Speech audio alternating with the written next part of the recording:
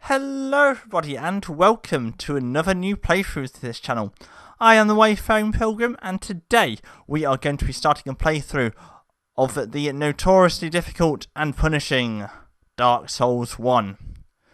For those of you who are interested, I am playing on the Xbox 360 version. My experience on Dark Souls is limited. I've played up to Blighttown on this game and I've also played a tiny bit of Dark Souls 3. But hopefully this will be an entertaining playthrough for you guys.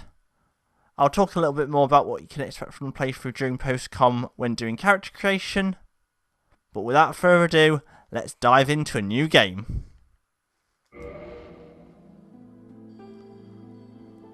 Those settings are fine. Okay, so I'll talk through this first bit. So I'm going with female, wanderer.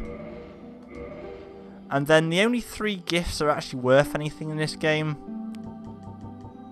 are the Master Key, the Tiny Being's Ring, and the Old Witch's Ring. I'm going to go with the Tiny Being's Ring because I like extra health. We'll go with that build. Store royalty. This is all fine. I'll also talk about the other gifts during post-com as well. Customize and customize again. Into post-com. See you on the other side. Right then guys, so while my character is being created, I'm just going to take this time just to talk a little bit more about the playthrough, just so you guys know exactly what you're getting yourselves into.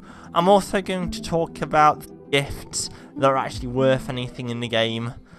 So, I'll talk about the playthrough first. So if you are expecting good gameplay from me, or if you're expecting a deathless playthrough, then I'm going to warn you right now. I'm gonna die. A lot, okay? Like I've already said, my experience on this game is limited. So if you're one of those people who love Dark Souls and hate watching playthroughs where people die continuously, then you've been warned.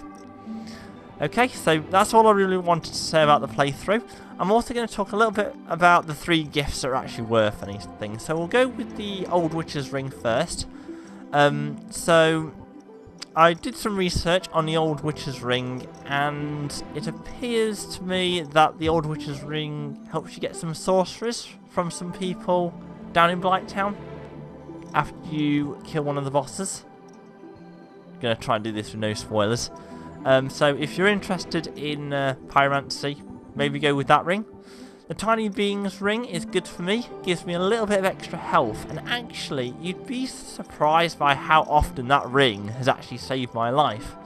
There's been a few occasions where I've been left with just a sliver of health, but I've had the Tiny Being's Ring on. And coincidentally, that is the amount of health the Tiny Being's Ring would give you. So, I think that's a pretty good gift to choose. And finally, the Master Key, probably the best starting gift in the game. It allows you, essentially, to speedrun the game. By using the Master Key, you can skip certain parts of the game. I mean, you don't have to go through the depths. You don't have to do the first part of Blighttown. Those are just two areas, to name a few. So, if you want to speedrun the game, go with the Master Key. But the other gifts are pretty much useless. I mean, a lot of them are just extra resources. One of them is essentially a health potion. Another one is essentially some extra fire bombs. One of them is binoculars. And the pendant is completely useless. And I did research that. It's not really got any major uses worth talking about.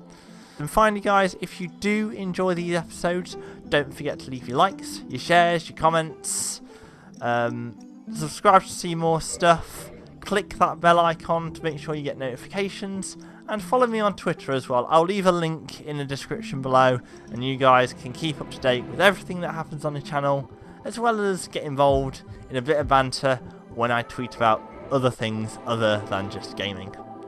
So, with all that said, back to LiveCom. Right, happy with that? Let's dive into the opening cutscene. I accept.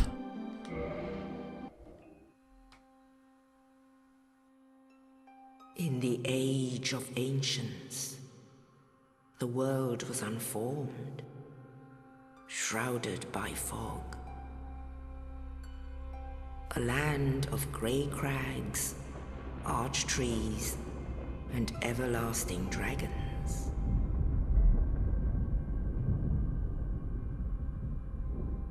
But then there was fire, and with fire came disparity.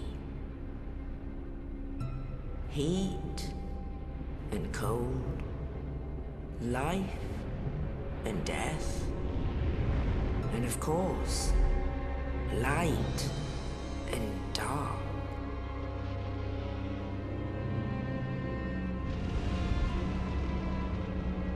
Then from the dark they came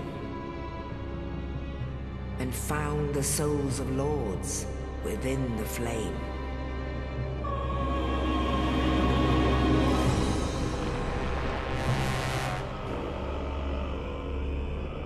Nito, the first of the dead.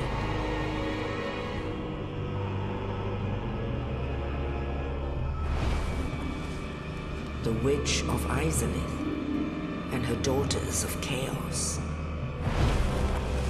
Gwyn, the Lord of Sunlight, and his faithful knights. And the furtive pygmy, so easily forgotten.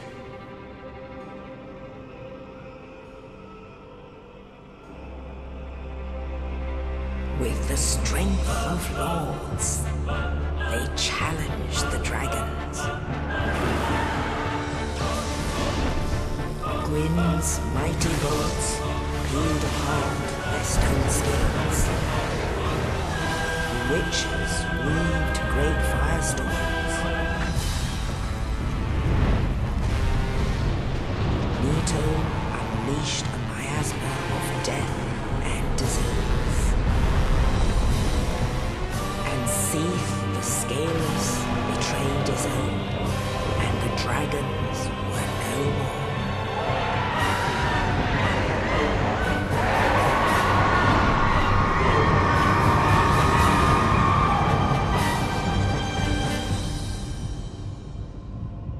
Thus began the Age of Fire.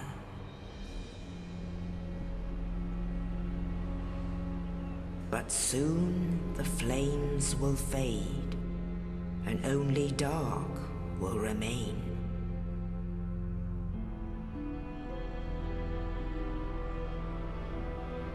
Even now, there are only embers. And man sees not light, but only endless nights. And amongst the living are seen carriers of the accursed dark side.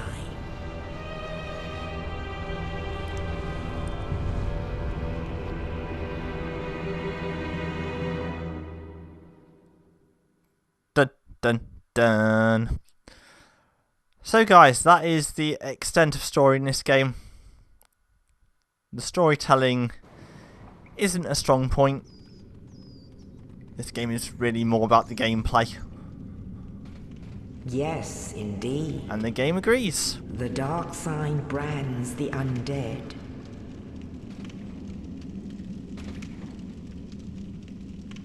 And in this land, the undead are corralled and led to the north.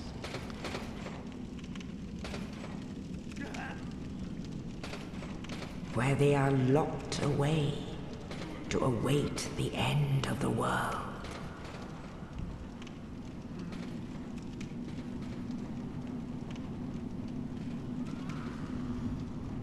This is your fate. And a grim fate it is too.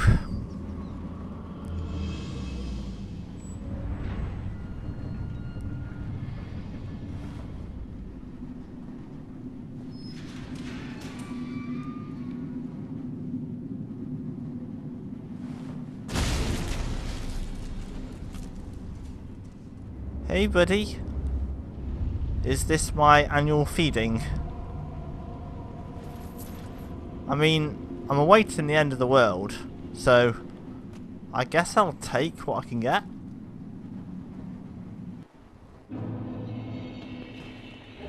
Dungeon cell key. Open this door up. Right, so I need to learn the controls. Camera controls is the right stick. Right button to attack, I believe. Right stick is target. Down you go. Right trigger for a strong attack.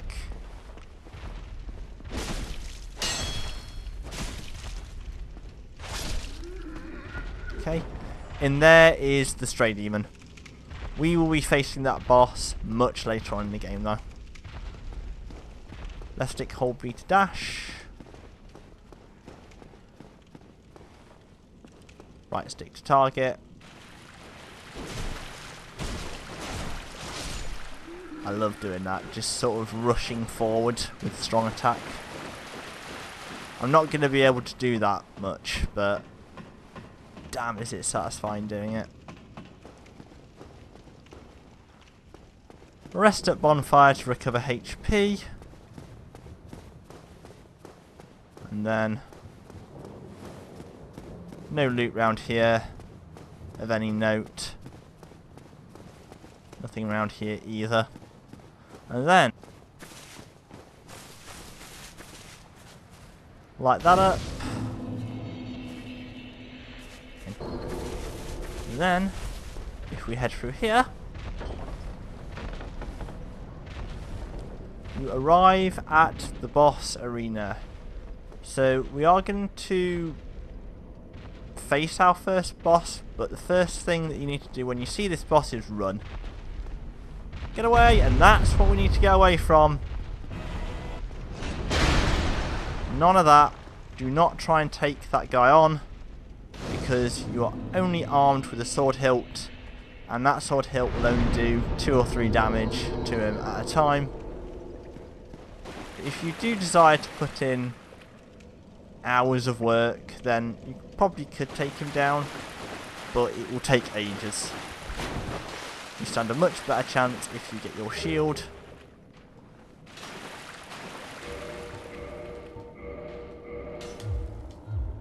And then it's the start menu to pick it and left button to block. And if you get your weapon as well, that will help. Okay, so this guy's just going to run away from us, which is fine. I'm okay with him running away. Get the scimitar.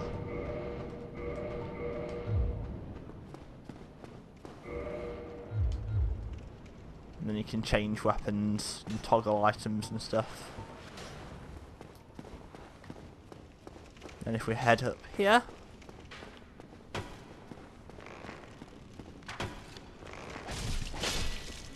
there we go. Nice and easy.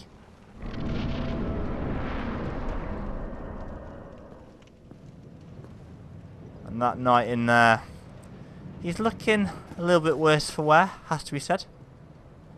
So B to backstep, and then B in a direction on the left stick to roll. Can't go up there to get the item yet, so we need to go this way.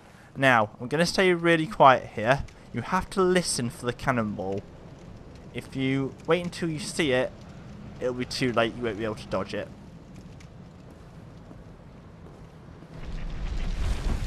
As soon as you hear it, roll out of the way, and the cannonball will just miss you. Hey buddy, what's up? Oh, you. You're no hollow, hmm? Thank goodness. I'm done for, I'm afraid. I'll die soon, then lose my sanity. I wish to ask something of you. You and I were both undead. Hear me out, will you? Sure. Regrettably, I have failed in my mission, but perhaps you can keep the torch lit. There is an old saying in my family, "Thou who art undead art chosen, and thine exodus from the Undead Asylum maketh pilgrimage to the land of ancient lords." when thou ringest the bell of awakening, the fate of the undead thou shalt know. Well, now you know. And I can die with hope in my heart. Oh, one more thing. Here, take this. An Estus flask. An undead favorite. Health potions, pretty much. And also, that old English was cringeworthy. Oh, and this. And then we get the key. Now I must bid farewell. I would hate to harm you after death. So go now, and thank you. No problem. No problem, dude.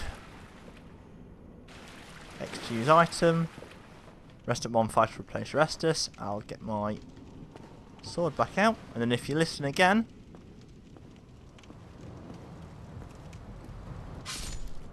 he ends himself and we get 100 souls for our troubles.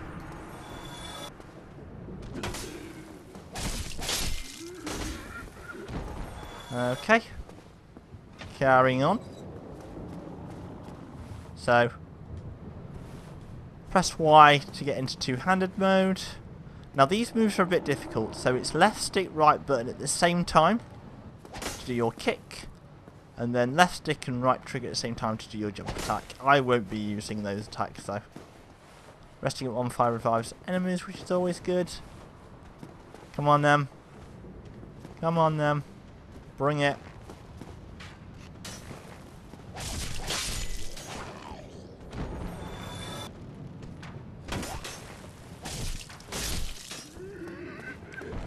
And then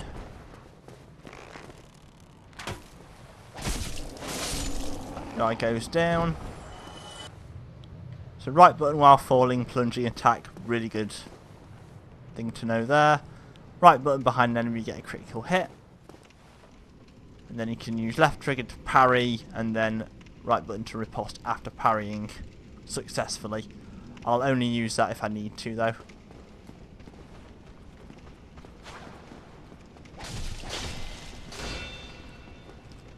Yeah, that's strong attack, weak attack with the scimitar. If you're playing as a wanderer, that's going to be your best friend. Can't go through this door yet, because it is locked. So, it is time to take on the boss then.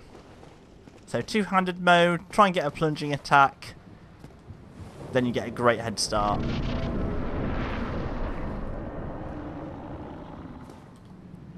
So stab him. Already down to what? 2/5 of health. Probably more halfway gone, honestly.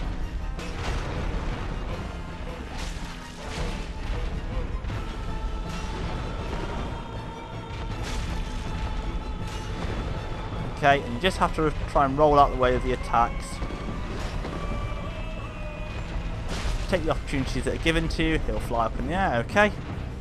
Sit down. Okay. Oh, making it easy for me, buddy. By doing that attack, you leave yourself wide open. Big Pilgrim's Key, thank you very much. Humanity, thank you very much. And any minute now, I'll get 2,000 souls for my troubles as well. There you go. Thank you very much. I'm out of here. So, nice easy starting area is the Undead Asylum. But this game does have quite a difficulty curve. Good job, go straight ahead. So we could do that, but if we go down here, it's a good idea just to pick this up. Soul of a Lost Undead. I'll explain what the souls do later. And then if we go over here,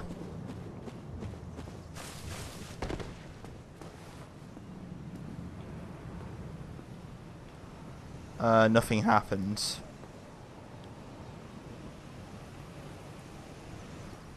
Right, okay. Usually a bird asks you for something warm and soft. I don't know what's happened there. We'll do that quest anyway, even if it's not activating. Nothing here. Let's continue.